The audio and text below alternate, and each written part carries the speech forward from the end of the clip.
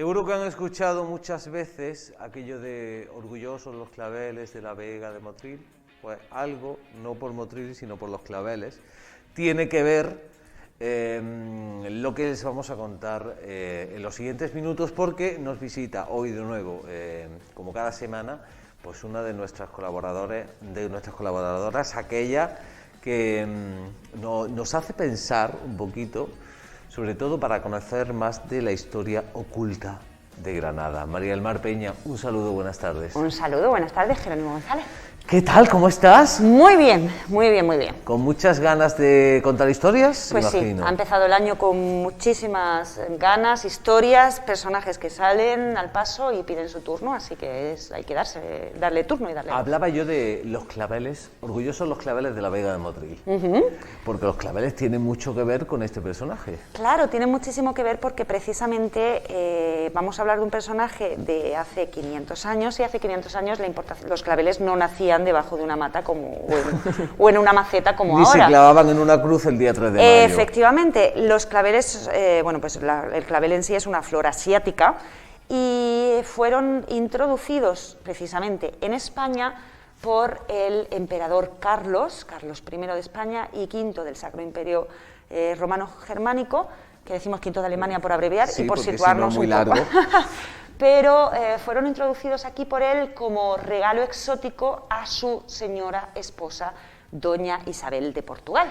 Guapísima. Maravillosa, guapísima, cultísima, sensible. Me quedo corta en adjetivos para hablar de Isabel. Y con una historia de amor muy bonita entre ellos. Una historia de amor no exenta de dificultades y de azares, porque es una historia de amor que no tenía por qué serlo. Es decir, ellos no se casaron como nadie de la realeza, ni en aquella época y prácticamente hasta ahora, nadie de la realeza se casaba por amor. Y ellos no se casaron por amor, ahí se casaron. Esta es Isabel de Portugal, el retrato de Tiziano. Es un retrato que mandó pintar y reproducir infinidad de veces su marido Carlos I, porque ella falleció muy tempranamente, como pueden ver ahí. Nació en 1503 y murió en 1539, apenas 36 años de vida, y se casó con 22 años, creo recordar, se casó en 1526 con Carlos, y Carlos hizo reproducir su retrato innumerables veces para llevarlo consigo en todas las estancias donde habitaba, porque se enamoró de ella y estaba enamoradísimo. Pero como digo, esta historia de amor no es una historia de amor, pues un amor contra viento y marea, no. Así que una historia de amor que no es tan de amor al principio, pero que termina así por lo que nos contaban, ¿no? De que mandó a reproducir tantos retratos de ella para llevarla con él en todos los lugares donde estaba. Su corte no estaba fija no estaba fija, de dama itinerante. Claro, piensa que era emperador. Su imperio es vastísimo, con lo cual tendría que estar de viaje constantemente. Vamos, si quieres, a poner un poco en situación cómo se produce este amor, cómo se produce este matrimonio, y explicamos también quién es Isabel de Portugal y, bueno, quién es Carlos I, porque sabemos quién es Carlos V, este hombre, el pobre manco que está en la plaza de la universidad, que les repararon la mano y algún salvaje pues decidió que estaba mejor sin mano. Volvieron a quitarle la mano y decidieron dejarlo así, que estaba mejor, nuestro manco particular, y un hombre pues que decidió construir una maravilla pues en mitad de la Alhambra, que es, pues ya está, ahí es el emplazamiento. Ahí se ha quedado, y ahí se ha quedado, y el ahí se Palacio de quedó Carlos y V. no se usó, pero ahora la tenemos fantástica para hacer conciertos. Efectivamente, una sonoridad maravillosa la del Palacio de Carlos V, sí. Que, ojo, vuelvo a repetir, es Carlos I, pero en Granada es Carlos V y será Carlos V toda la vida.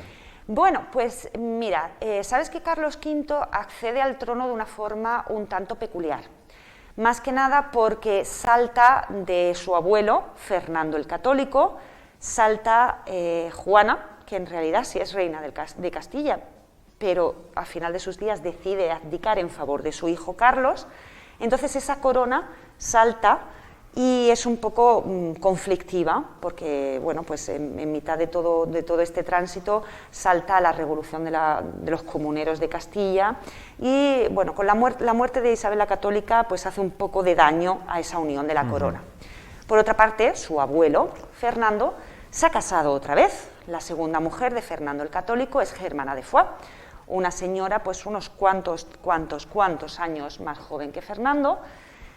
Precisamente Germana de Foix, o de Foix, como dicen los castizos, pues se queda embarazada de Fernando. Es decir, si esa criatura hubiera sido un niño, la historia de España hubiera cambiado por completo. Pero resulta que da a luz una niña, que la retiran a la clausura de un convento y no se vuelve a saber mucho de ella. Pero Germana de Foix, cuando se queda viuda, y las malas lenguas dicen que Fernando el Católico murió por ingerir demasiado estimulante masculino para tener hijos. Mía. A ver, es que era muy mayor. Claro, ¿y qué edad tenía?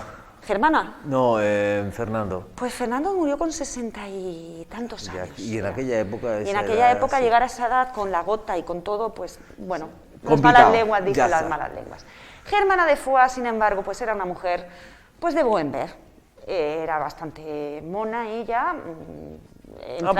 Sí, en una madurez bastante esplendorosa, y en eso que entra el jovencísimo Carlos Pardillo de España por el norte de esta península, y entra aquí sin apenas saber una palabra de español.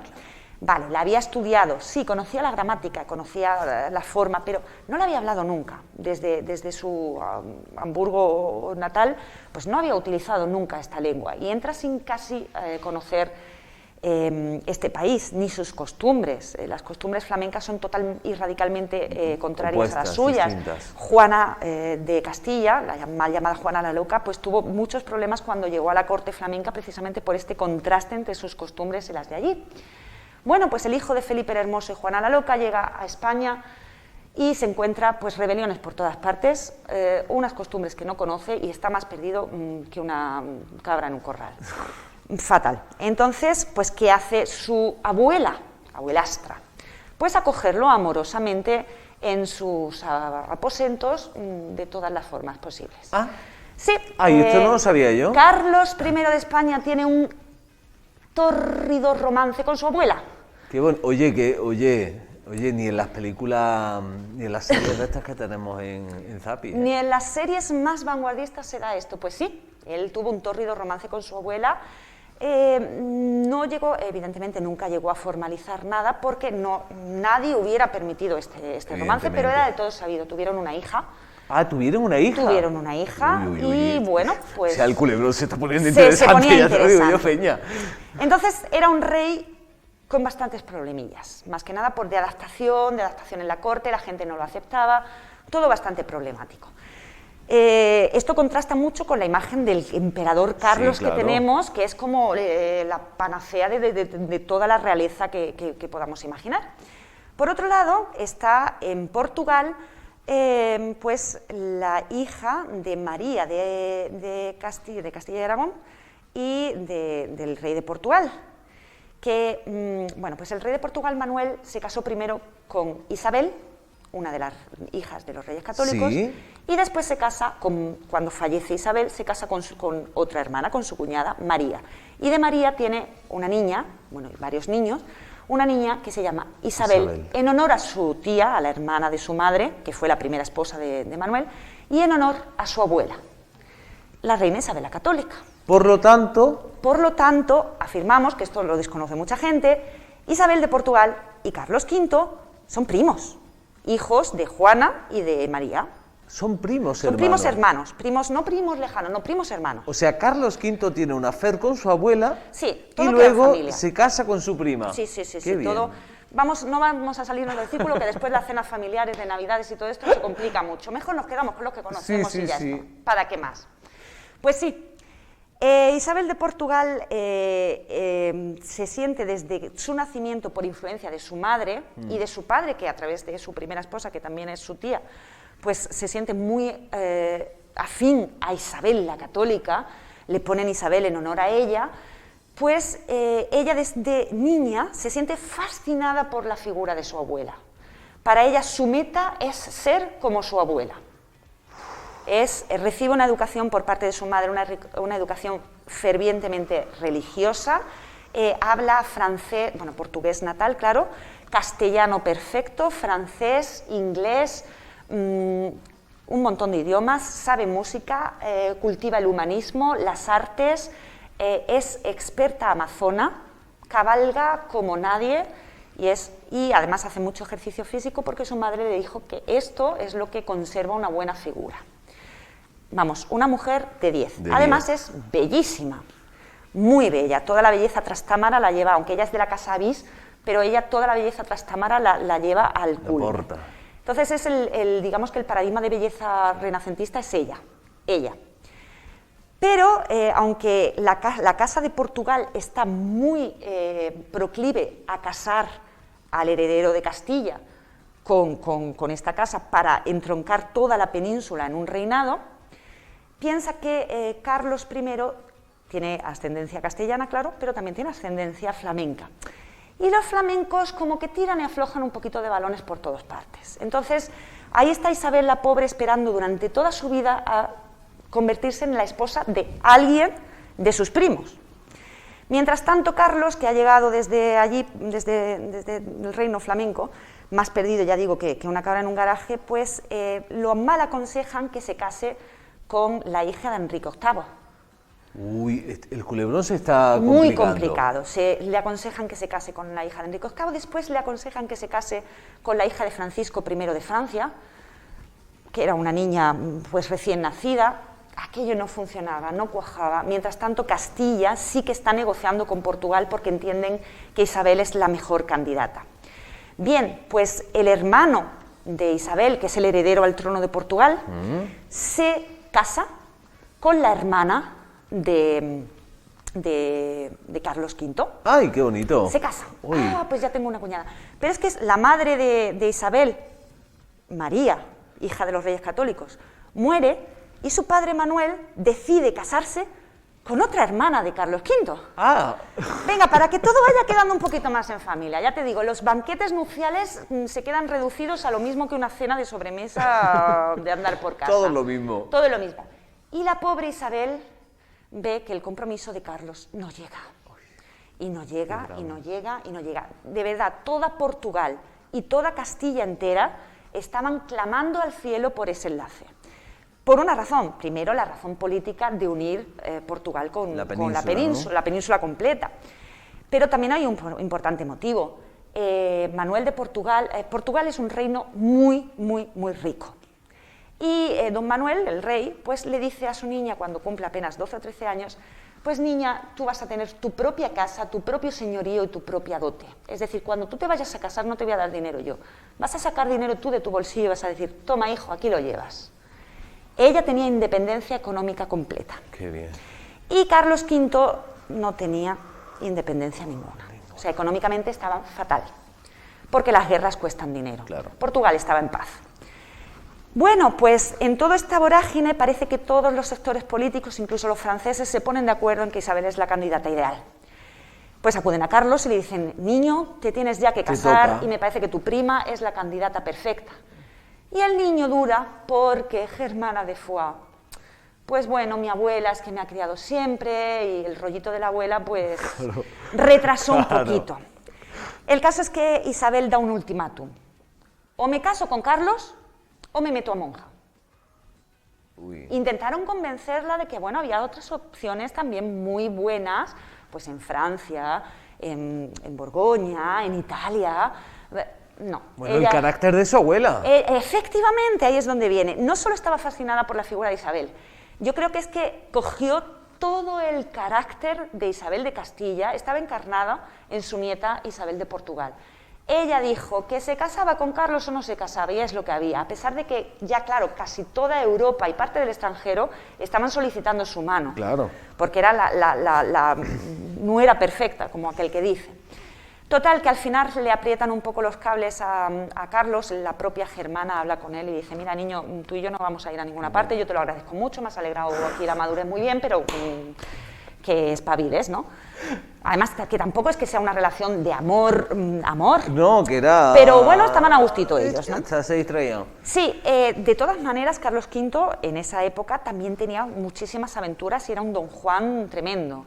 El exotismo de esa, bueno, pues no sé, quijada varonil, no le veo mucho la belleza, pero el caso es que tenía mucho... Era un hombre de poder, que esto sí, también atrae mucho, efectivamente, era el futuro emperador. Entonces, bueno, pues lo presionan de tal manera que finalmente acepta, sobre todo por tema económico. Él acepta por tema económico, le conviene económicamente, si quiere ser emperador del Sacro Imperio Romano Germánico, tiene que ir al Papa y pagarle un dinero. Y la única persona en el mundo que tiene ese dinero es Isabel de Portugal. Así que entra. Entra por el aro. Se citan en 1526, se citan en Sevilla. Un séquito lleva desde Portugal hasta la frontera a Isabel. En la frontera la ceden a una guardia castellana. La guardia castellana la suelta en Sevilla.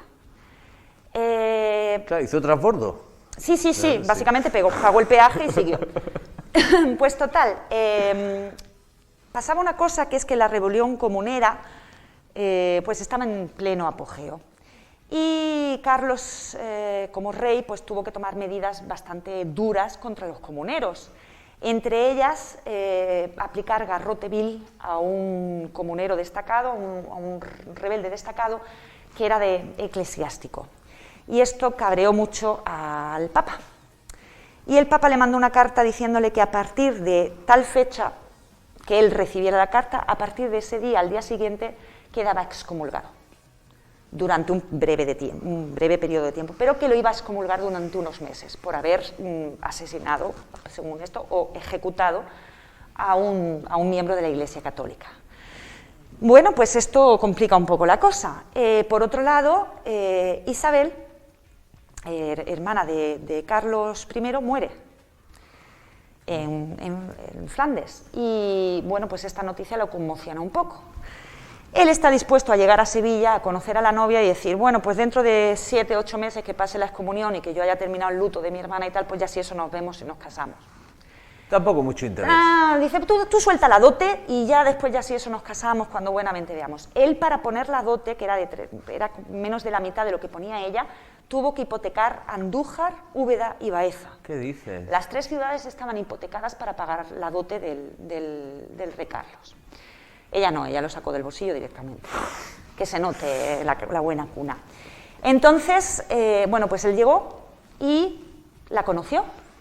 Y conforme la ve, se vuelve y dice, que nos dejen a solas.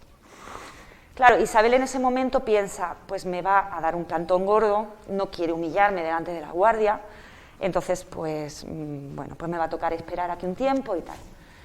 Y por lo visto Carlos le cruza unas palabras, ella le contesta, claro, ella es un dechado de cultura, es inteligentísima y de muy buen ver, y Carlos cae rendido a sus pies, pero rendido, que sale de ahí diciendo que literalmente en 2 horas quiere que en la alcoba nupcial monten el altar para casarse directamente y consumar para ser matrimonio directamente. ¿Qué dices? Exacto, tal cual, o sea, abrevia a 2 horas desde que la conoce hasta que se casa. ¿Y lo hace? Y lo hace. ¿En 2 horas se casa? En 2 horas, desde que la conoce, ella, pues claro, no pudo revestirse como ella hubiera querido. La celebración fue, bueno, iba a decir en familia, pues claro que la familia tampoco sí, es que todo era en familia. Pero que no hubo fasto, o sea, no pudo haber fasto porque no hubo tiempo material de invitar, de anunciar. No, en 2 horas. 2 horas, consumación, para que el matrimonio sea efectivo, si no, no hay matrimonio, y ya está. Ya están casados. Claro, al día siguiente llega le excomulgan, entonces no se podría haber casado, lo excomulgan y él anuncia el duelo por la muerte de su hermana. Con lo cual ya no hay celebración, ya no hay nada, ellos ya están casados, pero ya no hay nada. Esto es en junio más o menos de 1526, decían que hace muchísimo calor. ¿Y a dónde mejor ir que a Granada? ¡Oh, ya hemos llegado aquí! Claro, ellos llegan a Granada y... O sea, hemos hecho un viaje desde Flandes a Portugal, Sevilla y Granada. Y Granada. Ellos prácticamente huyen de Sevilla porque en Sevilla están de luto. Claro. toda la oficialidad está de luto. Entonces ella, ese sueño de excomunión del propio rey, Sí. que se presta a ser emperador, se lo pasa en pleno pecado en Granada. Deciden que esta sea su ciudad del amor. Y ese viaje de novios, que iba a durar apenas pues, 2 semanas o 3 semanas, porque él tenía que partir al Vaticano para pedir ser emperador, pues se extiende durante 6 meses. Fíjate que Carlos V era un hombre adusto en este sentido, e Isabel también, como monacalmente. Se levantaban por la mañana a las 5 de la mañana, iban a hacer la oración, desayunaban frugalmente, iban a hacer la oración, salían a pasear. En Granada no. Granada vivían En Granada y vivían, se levantaban a las 12 del mediodía, comían, se volvían a acostar y allí seguían. Vamos, de hecho pensaron que, no sé, que les estaban enfermos o lo que sea, porque no salían del cuarto. Madre mía. Salvo para dar paseos, ir al Soto de Roma, a la Romilla, al lado de Fuente Vaqueros, ese enclave que también tiene mucha literatura, pues iban por allí al de cacerías, pero siempre se dice precisamente que un 31 de agosto, después de volver de una cacería en Santa Fe, engendraron al futuro Felipe II. ¿Y cómo lo sabe? Pues no lo sé, supongo que contando y haciendo contando, las cuentas, que sí. eso los médicos de la época tenían anotado todo muy bien para saber cuándo deberían hacer los primogénitos. El caso es que en esa época, bueno, pues se le antoja construirle a Isabel el palacio de Carlos V, que debería llamarse el Palacio de Isabel de Portugal, porque el palacio era para ella. De hecho, hace poco han restaurado la puerta de la emperatriz. Efectivamente, y bueno, y ella, mientras se construía ese palacio, que no llegaron a ver, por desgracia, ellos vivieron en la Alhambra y la emperatriz vivía, bueno, pues en esa sala del peinador de la reina, que decora con esas pinturas, precisamente porque a ella le ha gustado mucho unas pinturas que está haciendo don Álvaro de Bazán, de Julio Aquiles y Alejandro Maínez, que eran discípulos de la escuela de Rafael, en su casa, y dice, ¡ay, esto es maravilloso! Ella, que entiende de arte, dice, yo quiero esto en mis habitaciones, y todo el peinado de la reina está pintado así por ella. Además, le pilló un terremoto en la Alhambra, ¿no? Efectivamente, es lo que te iba a decir. Ella, de repente, terremotos, embarazada, primogénito, terremotos. Carlos V, que se tiene que ir porque tiene asuntos que tratar y tiene que irse, y la deja allí. Pues ella, terremotos, se ha hecho muy amiga de la duquesa de Sesa, la esposa ¿Del gran capitán, y decide bajarse al monasterio de San Jerónimo, donde pasa todo el resto de su estancia en Granada. Abandona la Alhambra, hace mucho frío y sobre todo los terremotos son terribles. Ella es muy estoica, pero le da mucho miedo, sobre todo por el primogénito, y se baja y hace pues cultura aquí. Hace de mecenazgo, instaura muchísimas costumbres de corte aquí, y prácticamente la corte de la reina, la corte que después es de la emperatriz, está en Granada. Tanto es su fascinación por Granada, bueno, ella está aquí hasta que pasa el invierno, hasta el mes de enero o febrero, que ella se va pues donde está su marido para dar a luz. No vuelve ninguno de los dos a Granada, no pueden volver porque... Pero bueno, ella sí vuelve al final. Ella sí volverá, pero juntos no vuelven. Ellos no vuelven porque, bueno, Carlos V prácticamente está viajando todo el día y la pobre Isabel está sola todo el día. Tienen 8 embarazos, pero la pobre, pues tanto embarazo tiene que termina muriendo a consecuencia del parto de su último hijo, Juan. Y ella tanto le gustaba Granada que dijo que quería reposar eternamente aquí. Entonces, cuando muere, pues cierran el cadáver en el ataúd. Carlos V dice que no quiere verla, ni quiere acompañar el cadáver, esto es muy raro. Él se retira y ordena a su hijo, Felipe, de 12 años, y al caballerizo de la reina, el marido de la mejor amiga y dama de Isabel, el marqués de Lombay, Francisco de Borja, bisnieto del Papa Borgia, pues dicen que lo acompañen a Granada y que allí lo entierren. Bueno, pues la comitiva es un poco funebrísima, y cuando llegan aquí le piden a Francisco de Borja, que destape, ¿no? el futuro duque de Gandía, que destape el féretro y que certifique que esa es Isabel. Cuando el pobre Francisco ve el estado del cadáver, se derrumba, se echa a llorar. Felipe se ha ido antes porque no puede con ese espectáculo, no puede con el dolor, tiene 12 años y además su madre lo ha tenido siempre muy, muy cercano a ella. Francisco ve el cadáver y dice algo parecido, las crónicas cuentan que dice que no puede decir que esa sea Isabel, puede decir que ese es su cadáver, y que pone a Dios por testigo de que jamás volverá a servir a ningún otro señor. No puede volver a tolerar el dolor de perder a alguien tan querido. Así que Francisco de Borja, cuando enviuda de Leonor, su mujer, la mejor amiga de la reina, se mete a monje, a fraile, y bueno, pues termina siendo San Francisco de Borja. O sea, la conversión de San Francisco de Borja. Esa renuncia, porque era un hombre muy religioso desde el principio, pero esa renuncia a lo material, esa renuncia a saber que nada en este mundo va a llenarlo, que todo va a perecer y que él tiene que buscar algo más elevado y servir a algo más elevado que sea eterno, se produce con la muerte de Isabel de Portugal.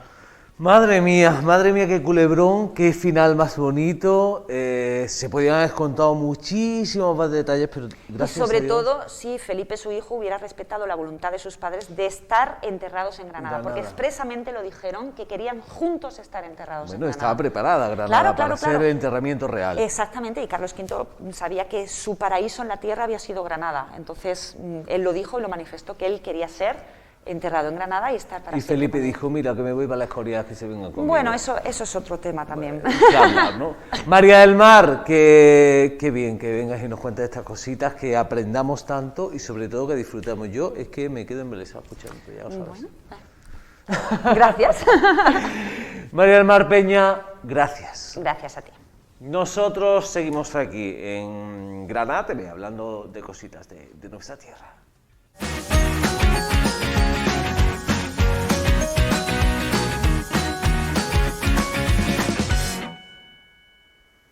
Pues sí, cuando son las 7:37 de la tarde, continuamos aquí para decirles hasta mañana. Mañana, recuerden, a partir de las 6 de la tarde, aquí en PTV Granada, la televisión local de Granada y su área metropolitana, que les acerca pues el día a día, la historia, la cultura, las curiosidades y las efemérides y todos aquellos momentos especiales que transcurren a lo largo del año en Granada. Lo que les digo siempre, que sean felices, que descansen y que se cuiden, que hace mucha falta. Mañana nos vemos aquí a las 6 de la tarde en Granada TV.